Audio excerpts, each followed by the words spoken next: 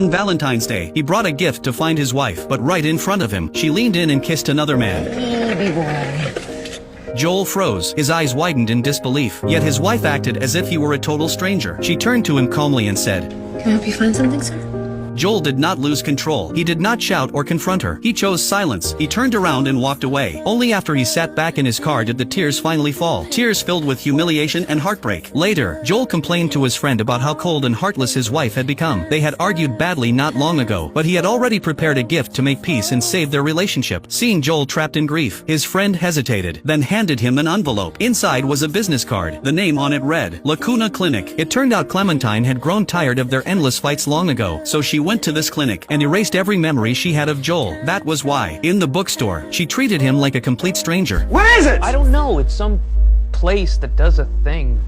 Since his wife had already forgotten him, Joel decided he did not want to remember her either. After thinking it through, he followed the address on the card and went to the clinic. He wanted every memory of Clementine erased, but because yesterday was Valentine's Day, the clinic was packed the next morning. A long line of people were all there to forget someone they loved. At the front desk, Mary kept printing cards non-stop. These would be mailed to patients' friends and family, explaining what decision they had made and which memories had been erased. Joel could not wait any longer. He ignored the receptionist and rushed into the consultation room. Seeing how emotional he was, the doctor quickly stepped in to calm him down. After hearing Joel's request, the doctor gave him instructions. First, Joel had to go home and collect everything related to his wife. Diaries, photos, even everyday items like cups. Anything that carried her presence. Joel would erase Clementine from his home. The doctor would erase her from his mind. When everything was ready, Joel packed 2 large bags full of memories. Lost in thought, he did not even notice a truck speeding toward him. Back at the clinic, the doctor explained the pre-operation steps. Joel was asked to describe his relationship in detail. From the moment they first met to their final conversation, the entire process would be recorded. Each memory contained an emotional core. Once that core was removed, the memory would disappear with it. The doctor reassured him there would be some impact on the brain, but it would be very mild, no worse than a bad hangover. Then the assistant laid Clementine's belongings in front of Joel. He guided Joel to recall each moment from the past. The machine quickly captured the memory points. Each one represented a deep and meaningful memory. By the time everything was recorded, it was already late at night. Joel went home, took the medicine as instructed, and soon fell into a deep sleep. The assistant entered the room, set up the equipment, and started the memory erasure program. One night was all it would take to erase every memory of Clementine. When Joel regained consciousness, he found himself inside a vortex of memories. Time began to flow backward. He could clearly see himself at the clinic earlier that day. He could even predict every word the doctor would say.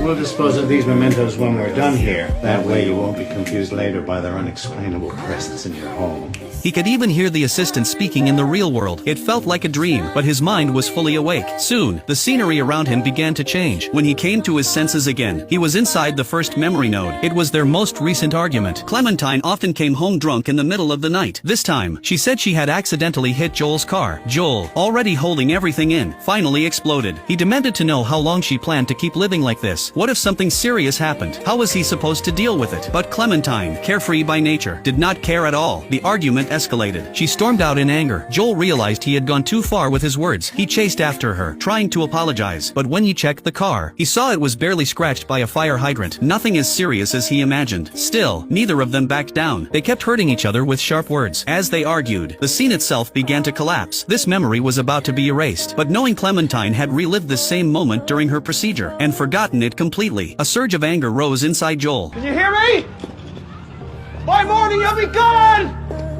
The perfect ending to this piece of shit story! In truth, Joel was just unwilling to accept that they never made it to the end. As he sank into that feeling, the memory shifted to the next node. Clementine loved children. One day while they were shopping, she suddenly said she wanted to have a baby. Joel replied that they were not ready. Clementine said it was not we, it was just him. Joel felt her decision was impulsive. Neither of them was mature enough, but Clementine believed Joel did not take her seriously, and that he had no shared vision for their future. They argued fiercely in the middle of the street. The problem remained unsolved, and for the first time, Clementine said she wanted to break up. A crack formed between them. They were very different people. Clementine was free-spirited and romantic. She loved life, but often felt insecure. Joel was calm and steady, quiet, even withdrawn. Yet it was this contrast that brought them together. Clementine liked to share everything with Joel. She believed true intimacy meant sharing every thought. But Joel, insecure deep down, never opened up. He hid behind his diary instead. Clementine began to wonder if there were things he did not want her to know. Eventually, both of them stopped wanting to share. chair. They ate together in silence. Like strangers, their conflicts only grew. Joel hated seeing Clementine drunk. Clementine could not stand Joel's sloppy habits. Then suddenly, Joel heard someone talking to Clementine in the real world. Their tone was intimate. It turned out an intern was also involved in the procedure. This intern had helped erase Clementine's memories too, and he fell in love with her at first sight. Using his position, he quickly started a relationship with her after the procedure. Affected by the real world, Joel's memories slipped out of order. He returned to the scene where he met Clementine days ago. He tried to see the intern's face, but because Joel had never met him, no matter how hard he tried, he could not see his face clearly. The memories continued to rewind. The further back they went, the more deeply they loved each other. Clementine had just dyed her hair orange. She looked beautiful. During that time, everything was perfect. No arguments, no worries. Whenever their eyes met, they smiled with pure happiness. Clementine once begged Joel never to leave her, and Joel promised they would never be apart. No grand speeches, no flowers, just these quiet, tender moments. They were proof of how deeply they loved each other. As these memories resurfaced, Joel felt unbearable pain. He wanted to keep them, desperately, but once the erasure started, it could not be stopped. His desperate cries went unheard. Can you hear me?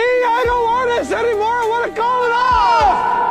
In the real world, the intern rushed to Clementine's home after receiving her call. Clementine felt like she was slowly disappearing. A deep sense of loss and anxiety consumed her. Suddenly, she felt the urge to go somewhere called Montauk, a place she seemed to visit every year. To understand her better, the intern took Joel's backpack from the clinic. Inside were records of a winter trip to Montauk with Clementine. He also found a gift, a reconciliation present Joel had carefully chosen. Now, it was the intern who gave it to her. God, I've never gone out with a guy who bought me a piece of jewelry I liked. They went to Montauk together. They lay on the frozen lake, staring at the stars. The intern repeated the words he found in Joel's diary, confessing his love. But in that romantic moment, Clementine felt an unexplainable unease. At the same time, Joel struggled inside his memories. He held Clementine's hand tightly, running with her through collapsing scenes. But every place they passed was erased moments later. Joel no longer cared whether Clementine truly forgot him in the real world. All he wanted was to save these memories. He brought her to the memory of the clinic. I'm part of your imagination too, Joel. I'm inside your head too. I'm you.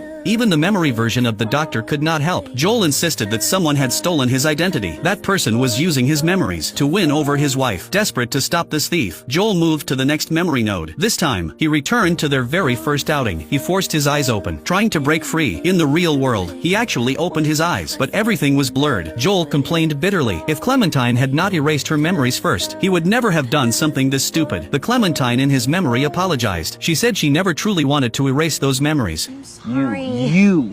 You know me, I'm impulsive. That's what I love about you.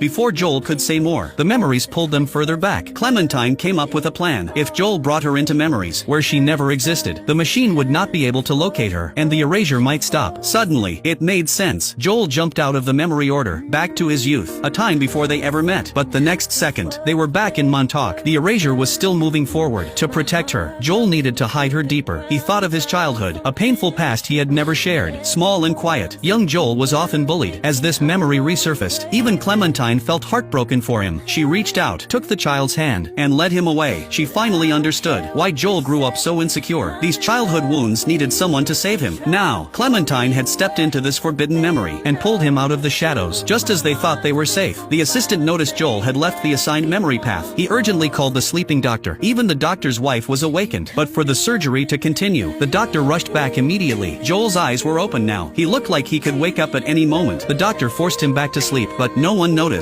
A single tear sliding down Joel's face. Inside his mind, the childhood memory collapsed. Finally, Joel and Clementine returned to wintertime Montauk. As his memories fell back into place, Joel suddenly realized a shocking truth. A truth powerful enough to change his entire life. Want to know what happens next? Follow me. The rest of the story is coming soon.